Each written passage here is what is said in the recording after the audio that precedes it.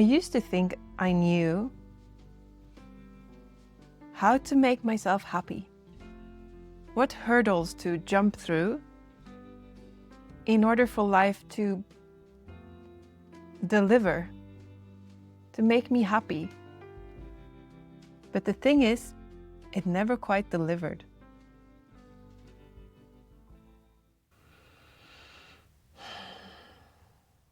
So what do I mean by giving up on the world? Well, I used to think that if I just achieved something, then I would become happy. And I think I walked down every avenue I could imagine.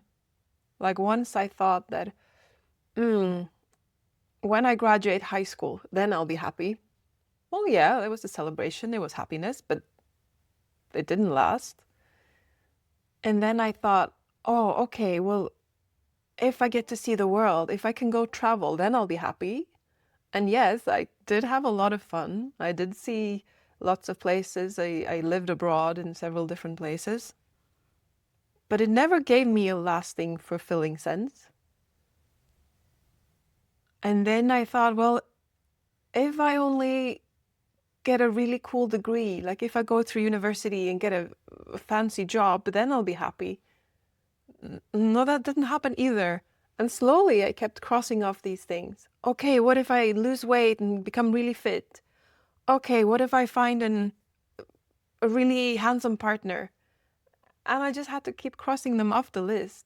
They never produced the happiness I was promised to receive. And I think I had to go down many enough routes to realize that they are not it.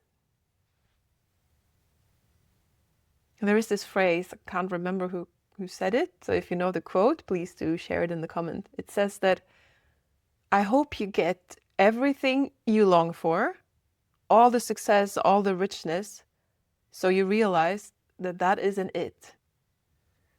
Yeah. And one of the last things that I was really holding on to was love, or like romantic love. Like about 5 or 4 years ago, I was already into spirituality. I already knew the non-dual theory that I am the source of my own happiness and that the world has nothing to offer.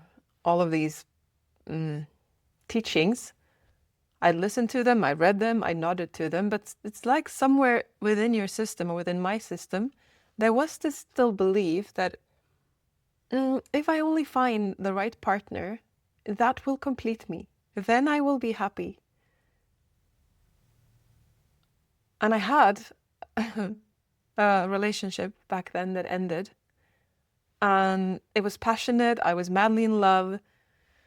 We had lots of fun. We also triggered each other a lot.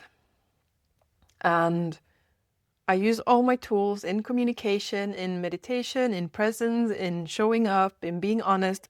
I did the whole work. I wasn't perfect, but I did give it my all. And when that relationship ended, yes, I was grieving the relationship. But I think what actually dawned on me is that he never had a chance, even if he had been perfect, even if he had been the most amazing romantic lover, partner, person, he could have never filled this emptiness in my heart. This last remnant of void inside me. Romance was my last hope. And that relationship, that ending, shattered that belief in me, brutally.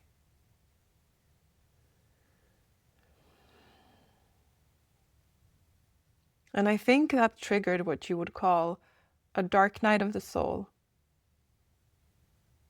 And if you're not familiar with it, let me give you my definition of it. It is basically when the guidebook of how to live life shatters, when you realize that something you believed in, the foundation of how you navigate this life, just crumbles. It doesn't exist anymore. Yeah. Other people might have other definitions, but that's roughly how I see it.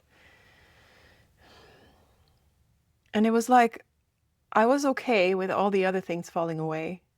Having a career wasn't important. Traveling the globe wasn't important. I mean, it was fun, but it wasn't the ultimate answer.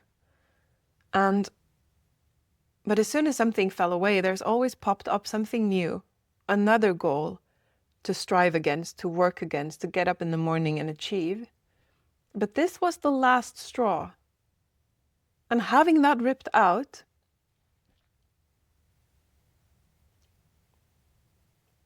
I just kind of collapsed on the floor and I just cried. And it was this sense of, I mean, this was prolonged. It was a few weeks, a month maybe, of total despair, of feeling like I don't know where to find it. I don't even think it exists in this world. I just want to go home, but I have no idea where home is. And this deep longing of just take me home. I don't know how to do it anymore. I don't know where to find it. I don't think it exists in this world. For me, it didn't trigger suicidal thoughts, but I could see how it could easily do that. Because if what you long for, if you don't think it exists within your, like you don't know how to get there, how do you get up in the morning? What do you do?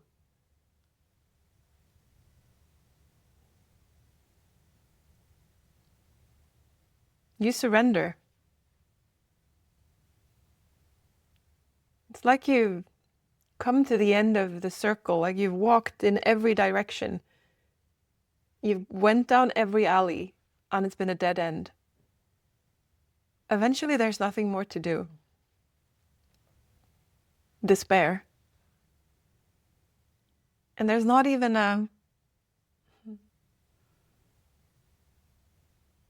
there's no path out of their despair because comfort food isn't working. Alcohol isn't working. Sex isn't working. Scrolling on social media isn't working. There is no path out of there. You just sit there.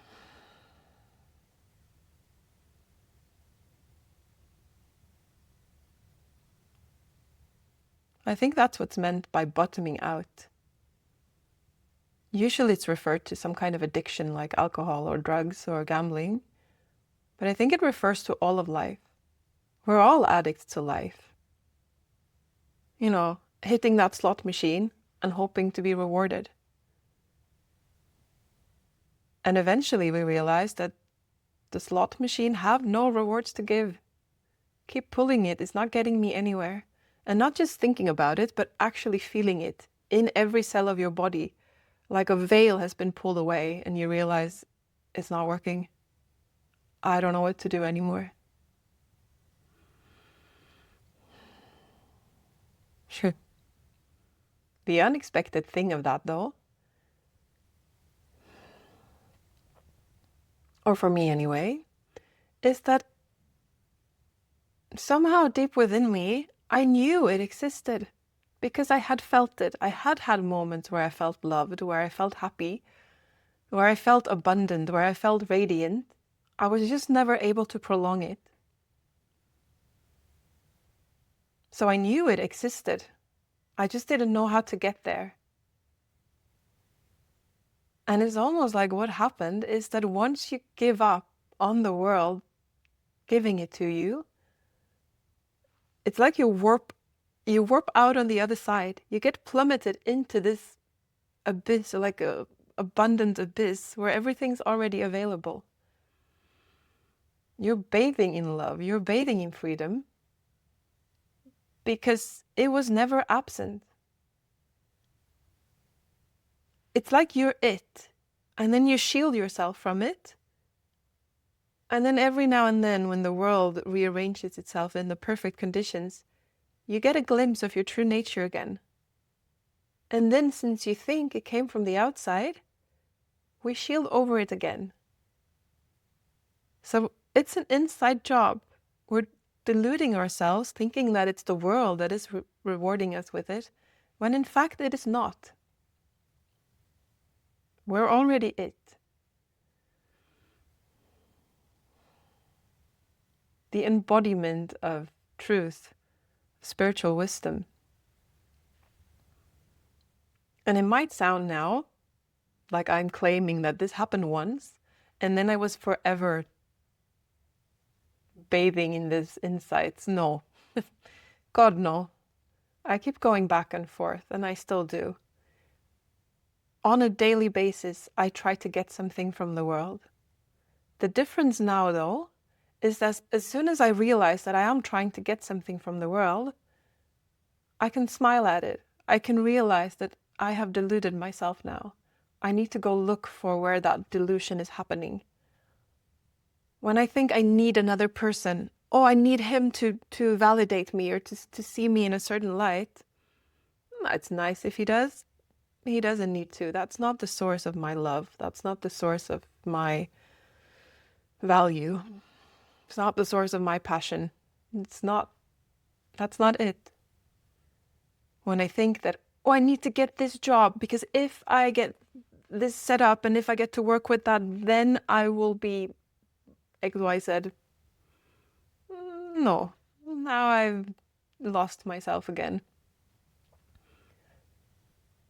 So it's like this roadmap. I keep navigating after the old roadmap. The difference is that now I know it's not working.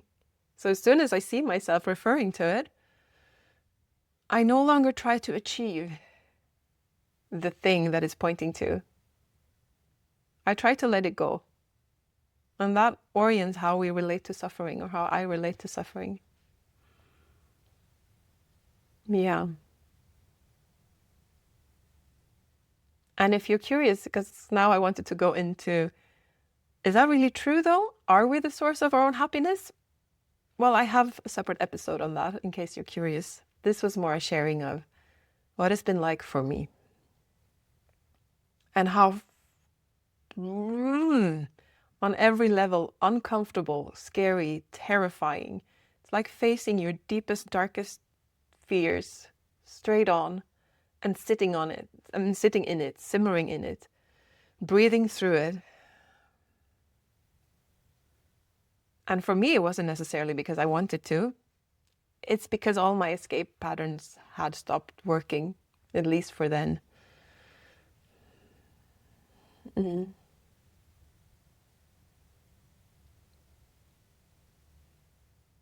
But I think that's what life invites from us. Life is constantly trying to wake us up. It's inviting us back into ourselves. It's inviting us back home.